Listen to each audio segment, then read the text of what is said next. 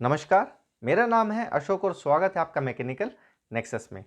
आज हम डिस्कस करेंगे पैटर्न क्या होता है और पैटर्न किस मटेरियल के बनाए जाते हैं। तो चलिए शुरू करते हैं। बात करते हैं सबसे पहले हम पैटर्न की कि पैटर्न क्या होता है। तो देखिए, पैटर्न एक रिप्लिका होती है किसी भी रियल ऑब्जेक्ट का, जिसमें हम कुछ अलाउंस ऐड करके इसे बनाते हैं। यानी कि ये एक रिप्लिका है किसी भी रियल ऑब्जेक्ट्स का, जिसमें हम कुछ अलाउंस ऐड कर देंगे। इससे बनने वाला जो ऑब्जेक्ट्स होता है उसे पैटर्न्स कहते हैं। देखिए, मान लीजिए ये इस शेप का मुझे कोई ऑब्जेक्ट्स बनाना है, ठीक है। अब इस शेप का ऑब्जेक्ट्स बनाने के लिए पहले मुझे इसका एक पैटर्न बनाने पड़ेगा। पैटर्न मतलब होता है एक हूबहू वैसी शेप। रिप्लिका का मतलब है हूबहू वैसी शेप। इस शेप को बनाने के लिए मेरे को एक इसकी रिप्लिका बनानी पड़ेगी, साथ में कुछ उसमें मेरे को कुछ अलाउंस ऐड करने पड़ेंगे।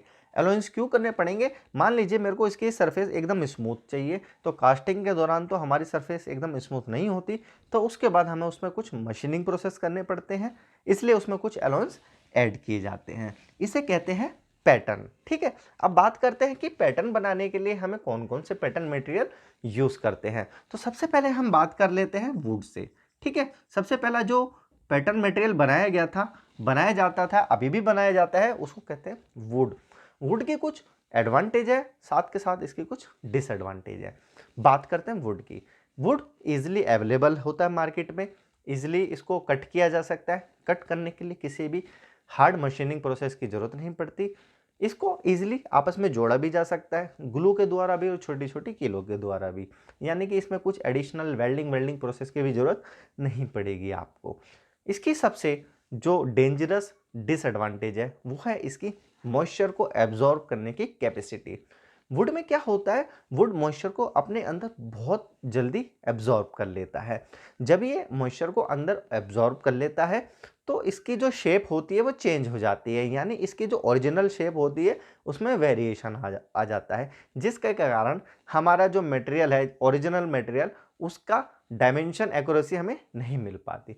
इसलिए जहाँ पे भी हमें मॉइस्चर एब्जॉर्ब की दिक्कत हो वहाँ पे हम वुड का यूज़ नहीं करते। दूसरा, मास प्रोडक्शन में वुड का यूज़ नहीं किया जाता। क्यों? क्योंकि मास प्रोडक्शन में होता है कि बार बार सैंड डाला जाता है पैटर्न के अंदर, और सैंड के अंदर होता है हमारा मॉइस्चर। सैंड होता है क्या है? सैंड सिलिका, क्ले, मॉइस्चर और एडिटिव्स का एक मिक्सचर होता है, तो वहाँ पे भी हम इसका यूज़ नहीं करते। तो हम वुड का यूज़ कहाँ करते हैं? जहाँ पे हमें स्मॉल नंबर ऑफ कास्टिंग को प्रोड्यूस करना होता है। कुछ एग्जाम्पल की बात कर लेते हैं, जैसे कि साल वुड, शीशम वुड, टीक वुड, है ना, मैगुनी वुड। ये सभी एग्जाम्पल है जिसका यूज़ हम पैटर्न बनाने के लिए करते हैं। अब बात करते हैं दूसरा हम मेटल की। देखिए, मेटल की कुछ, जैसे वुड के एडवांटेज और डिसएडवांटेज थी, ऐसे मेटल की भी कुछ एडवांटेज डिसएडवांटेज है। मेटल एक तो थोड़ा भारी होता है वेट में, ठीक है। दूसरा, इसको परचेस करना थोड़ा कॉस्टली होता है एज कम्पेयर टू वुड, क्योंकि थोड़ा कॉस्टली होता है। मॉइस्चर की डिसएडवांटेज केवल ये होती है, इसके अंदर मॉइस्चर इजिली एब्जॉर्ब नहीं होता, मगर उस मॉइस्चर के कारण कोरोजन हो जाता है। तो मगर उस कोरोजन को रोका जा सकता है, लाइक उसमें जिंक कोटिंग करके, उसके ऊपर पेंट करके, यानी डिफरेंट मेथड्स अडॉप्ट किए जा सकते हैं। सबसे ज़्यादा जो मेटल का यूज़ किया जाता है वो किया जाता है मास प्रोडक्शन में। मास प्रोडक्शन में मेटल पैटर्न का बहुत ज़्यादा यूज़ किया जाता है। बहुत बार पूछा भी गया है क्वेश्चंस पेपर में भी कि मेटल पैटर्न का कहाँ यूज़ किया जाता है, तो मशीन मोल्डिंग इसको कहा जाता है। मशीन मोल्डिंग प्रोसेस में बहुत ज़्यादा यूज़ किया जाता है। मशीन मोल्डिंग वर्ड इंडिकेट करता है जहाँ पे मटेरियल पैटर्न में स्ट्रेंथ हो, ड्यूरेबिलिटी हो और एक्यूरेसी हो, ठीक है। कई बार मेटल में आप देखेंगे जो हमारी कास्टिंग होती है उसके बाद हमें मशीनिंग की भी आवश्यकता नहीं पड़ती। तो मेटल में हम कौन कौन से चीज़ यूज़ करते हैं इसको पैटर्न बनाने के लिए? तो सबसे ज़्यादा जो यूज़ किया जाता है वो है cast iron. Cast iron, aluminium, brass, bronze और भी बहुत सारे मेटल हैं जिनका आप इजीली पैटर्न बना सकते हैं। चलिए बात करते हैं तीसरे मेटल की, ठीक है। इसको नॉन मेटल कहा जाए तो ज़्यादा अच्छा है, तो वो है हमारा प्लास्टिक। देखिए, प्लास्टिक के अंदर अच्छी क्वालिटी क्या होती है, ना तो ये मॉइस्चर को एब्जॉर्ब करती है, ना ही इसके अंदर कोरोजन लगने के चांस होता है। दूसरा, बहुत लाइट भी होती हैं देखेंगे, और इजीली किसी भी शेप में ढाली जा सकती हैं, ठीक है। प्लास्टिक की बात करी है हमने, तो प्लास्टिक पैटर्न बनाने में दो यूज करते हैं। एक होता है थर्मोसेटिंग प्लास्टिक, ठीक है, और दूसरा होता है थर्मोप्लास्टिक। थर्मोसेटिंग और थर्मोप्लास्टिक में जो मेन डिफरेंस है वो ये होता है कि थर्मोसेटिंग में हीट देने के बाद इनको सॉफ्ट नहीं किया जा सकता, मगर थर्मोप्लास्टिक को आप हीट के बाद भी सॉफ्ट कर सकते हैं। इसमें इसके एग्जांपल की बात की जाए तो इसका है इपॉक्सी रेजिन, इसका एग्जांपल है जिसका पैटर्न बनाने में यूज़ किया जाता है। और बात की जाए थर्मोप्लास्टिक की तो इसमें है पॉलीस्टाइरीन, इसके एग्जाम्पल हैं, याद रखिएगा, कई बार एग्जाम में पूछे गए हैं।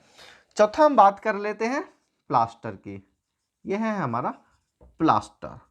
देखिए प्लास्टर जिसको जिप्सम के नाम से भी जाना जाता है, यानी सबसे अच्छा प्लास्टर कौन सा है, हमारा जिप्सम। यह है जिप्सम, और इसको माफ कीजिए पहले बोल गया मैं, इसको जाना जाता है प्लास्टर ऑफ पेरिस के नाम से, ठीक है। सबसे अच्छी चीज क्या होती है जिप्सम की, इसकी कंप्रेसिव स्ट्रेंथ बहुत ज़्यादा होती है। तो उन सभी मटेरियल में जहाँ पे हमारा लोड बहुत ज़्यादा पुट होने वाला है पैटर्न के ऊपर, वहाँ पे हम जिप्सम का यूज़ करते हैं because of it is high compressive strength.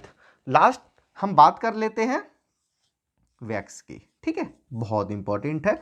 Wax को हम अलग लेक्चर में बहुत अच्छे से डिस्कस करेंगे। आज हम एज ए पैटर्न इसमें ये जान लेते हैं कि जो वैक्स है उसका हम पैटर्न बनाने में यूज करते हैं, और इससे जो वैक्स बनता है उसको कहा जाता है इन्वेस्टमेंट कास्टिंग प्रोसेस। बहुत बार एग्जाम में पूछा गया कि वैक्स कास्टिंग को और किस नाम से जाना जाता है, उसको जाना जाता है इन्वेस्टमेंट कास्टिंग प्रोसेस, क्योंकि इसे बनाने में बहुत ज़्यादा इन्वेस्ट होता है पैसों का, इसलिए इसका नाम है इन्वेस्टमेंट कास्टिंग प्रोसेस, ठीक है। बहुत ज़्यादा यूज़ करा जाता है। वैक्स है क्या, वैक्स जनरली मोम को ही वैक्स कहा जाता है। और इसका बनाया कैसे जाता है, मान लीजिए आपको इस हाथ का शेप की आपको क्या करना है, वैक्स का मोल्टन पूल ले लेते हैं, उसमें आप इस हाथ को डालेंगे, बाहर निकालेंगे, फिर इसको कूल करेंगे, फिर दोबारा डालेंगे। इस तरह 5-6 बार इस स्टेप को दोहराने पर आप देखेंगे आपके हाथ के ऊपर पूरा का पूरा वैक्स की एक लेयर बन जाती है। वो लेयर ही हमारा पैटर्न होता है। ठीक है दोस्तों, ये था पैटर्न और पैटर्न मटेरियल के बारे में कुछ बेसिक्स। वेल्डिंग को भी हम अपना कंटिन्यू रखेंगे, जो जो इंपॉर्टेंट वेल्डिंग हमारी बची हुई है साथ साथ उनको भी पढ़ेंगे। Thank you for watching.